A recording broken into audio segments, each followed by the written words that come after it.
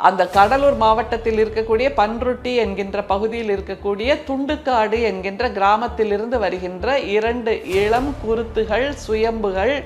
அவங்களோட அப்பா தனுஷ்ங்கிறவர் தனியார் பள்ளியில் வண்டி ஓட்டிட்டு இருக்காரு.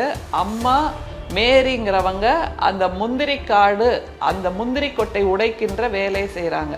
இவங்களை மிக சமீபத்தில் நம்முடைய முதல்வர் தன்னுடைய சிஎம் ஆஃபீஸ்க்கு வரவழைத்து அவர்களோடு அளவலாவி பேசி மிகவும் சந்தோஷமாக அவர்களுக்கு பரிசுகளை கொடுத்திருக்கிறார்.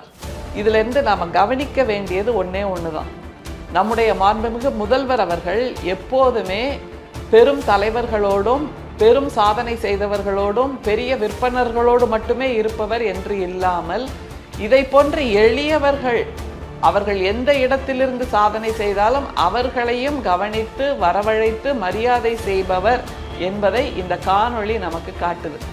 அந்த காணொளியில் இந்த 2 குழந்தைகளும் சிஎம் ஆஃபீஸ்க்குள்ளே வராங்க, சிஎம் சேம்பருக்குள்ளே வராங்க. அவங்க உள்ளே நுழையும் போதே நம்முடைய முதல்வர் எழுந்து நிற்கிறார்.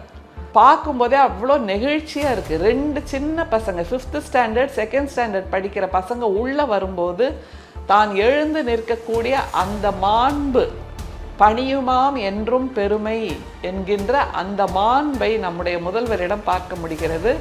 நம்முடைய முத்தமிழறிஞர் கலைஞர் எப்படி எல்லோருக்கும் மரியாதை கொடுப்பாரோ, நம்முடைய தந்தை பெரியார் எப்படி சிறியவர்களுக்கும் மரியாதை கொடுப்பாரோ, நம்முடைய பேரறிஞர் அண்ணா அவர்கள் எப்படி எல்லோருக்கும் மரியாதை கொடுப்பாரோ, அதே போன்று நம்முடைய முதல்வர் அவர்களும் 5ஆம் வகுப்பு 2ஆம் வகுப்பு படிக்கின்ற 2 மாணவர்கள் உள்ளே நுழையும் போது எழுந்து நின்று வரவேற்கிறார் என்பது நிச்சயமாக தமிழ்நாட்டின் பண்பு என்று நிச்சயமாக சொல்லலாம்.